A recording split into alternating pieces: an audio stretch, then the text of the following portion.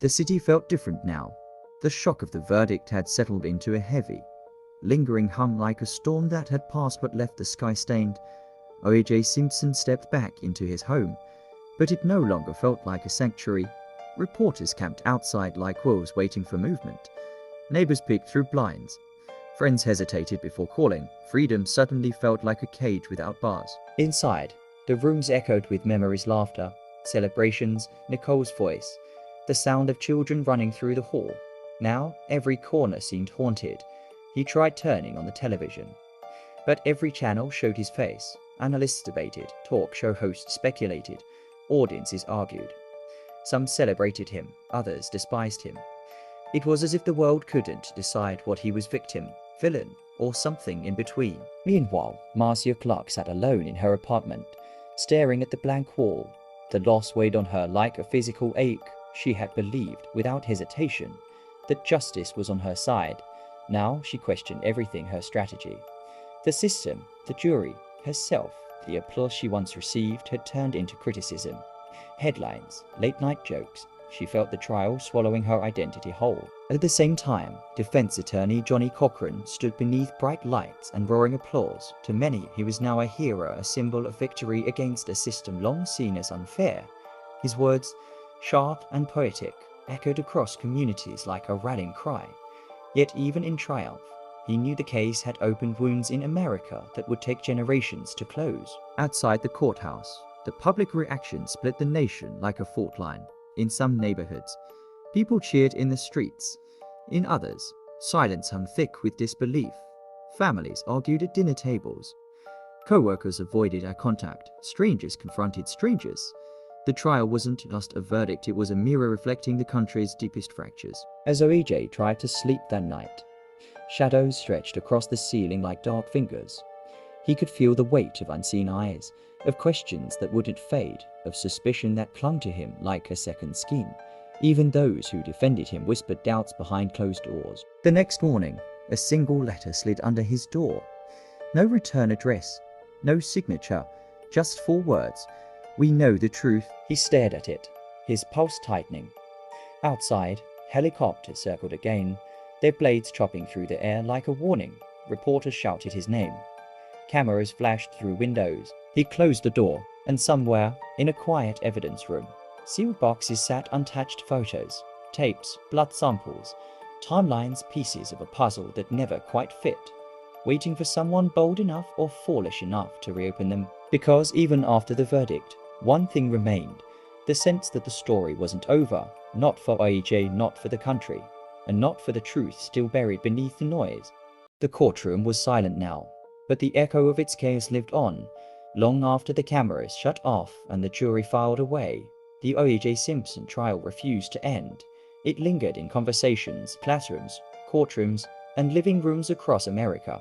The verdict had been spoken, but the story had not found peace. O.j. Simpson moved through life like a man permanently followed by shadows. Every step he took was measured, every smile questioned, every silence interpreted. He was free in the eyes of the law, yet forever imprisoned by public doubt. Airports froze when he appeared. Restaurants fell quiet. Strangers stared, some with admiration, others with anger, many with unanswered questions. Freedom had come at a cost no sentence could define. For the families of Nicole Brown Simpson and Ron Goldman, time did not heal, it only sharpened the pain. The verdict felt like a door slammed shut before the truth could fully breathe. Birthdays passed without laughter. Holidays arrived with empty chairs. Justice, as they saw it, had slipped through legal cracks too wide to close. Their grief became quieter, heavier, and more private, but it never disappeared. America itself carried scars from the trial.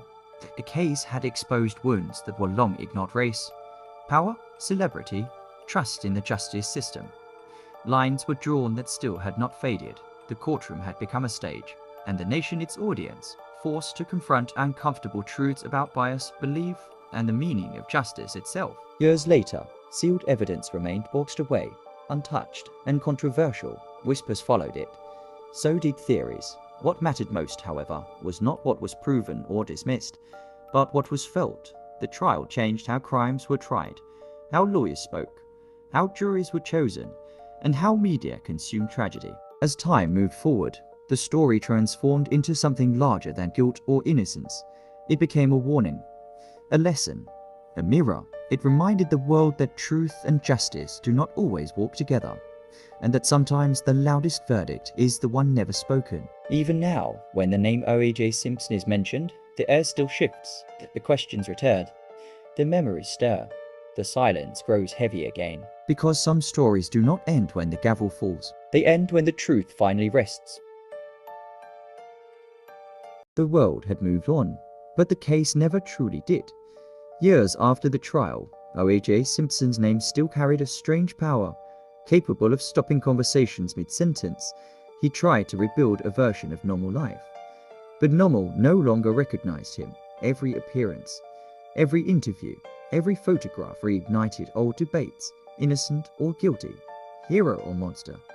The questions refused to age. Then came the civil trial, quiet compared to the spectacle before, but no less devastating. This time, the rules were different, the burden of proof was lighter, and the jury listened with fresh ears when the verdict arrived. It cut deep, liable, wrongful death. The word justice suddenly sounded different. Money could never replace lives, but the ruling felt like a delayed acknowledgement of pain that had been ignored. O.j sat still as the decision echoed through the room. No cheers, no celebration, just a heavy silence. Outside, reactions were muted but firm for the families of Nicole Brown Simpson and Ron Goldman. It was not closure, but it was something closer to recognition, a confirmation that the story had another truth the criminal court never held. But the consequences didn't end there. Financial ruin followed. Homes sold, trophies auctioned, a once glorious legacy dismantled piece by piece. The image of a sports icon faded, replaced by that of a man permanently tethered to tragedy. Fame no longer protected him, it exposed him. Years later, another moment would shock the public. The hotel room. A confrontation, a weapon this time. Cameras were absent. But the law was not when the sentence came. It was swift and unforgiving.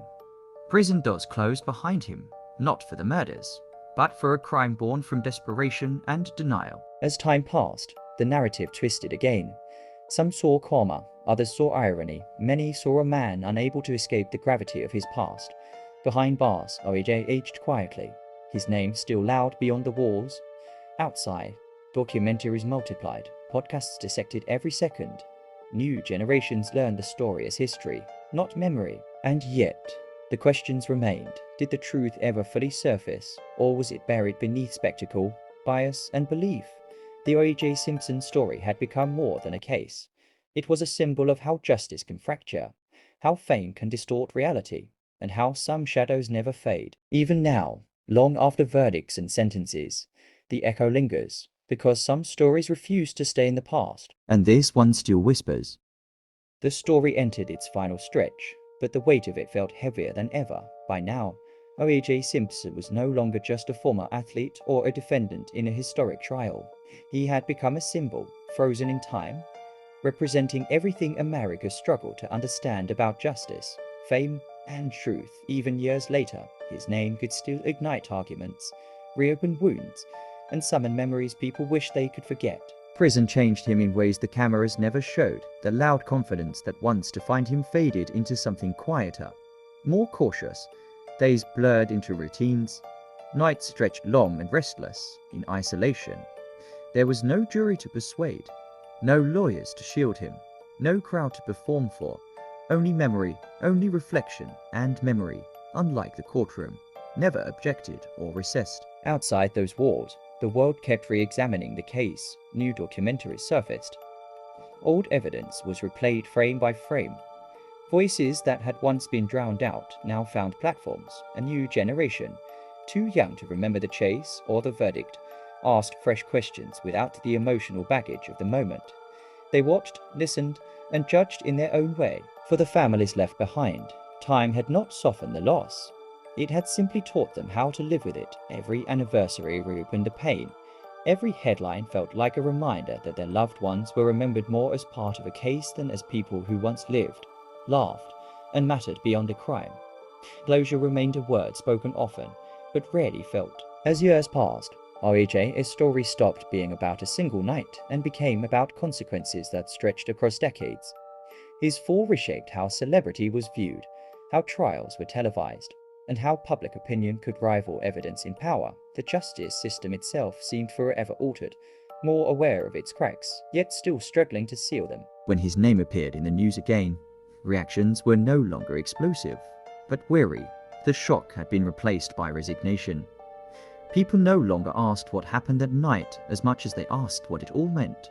What had been learned, what had been lost. In the end, the story did not offer a clean conclusion, no final revelation, no universal agreement, just a long echo of questions hanging in the air, unanswered and unresolved. Because some stories don't end with truth or justice. They end with silence.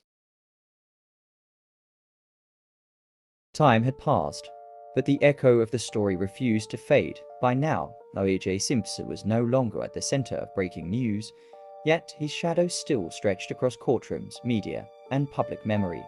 The frenzy had cooled, but the questions remained warm, unsettled, and uncomfortable. What lingered was not just what happened, but how the world reacted to it. In quiet moments, commentators began to speak less about guilt and innocence and more about consequence. The trial had rewritten the rules of modern justice. Courtrooms were no longer insulated spaces. They had become theaters. Evidence was no longer weighed only by jurors, but by millions at home. The O.j. Simpson case became the blueprint for how crime would be consumed, debated, and commercialized for decades to come. For O.j., life moved slowly, marked by routine and reflection. His name still carried weight, but the roar had softened into a dull, persistent murmur. He watched documentaries about himself, listened to strangers analyze his life as if it were fiction, and read headlines that treated his past like a never-ending chapter. Each retelling felt slightly different, but none offered peace. The families of Nicole Brown Simpson and Ron Goldman continued forward with a quiet strength forged in loss.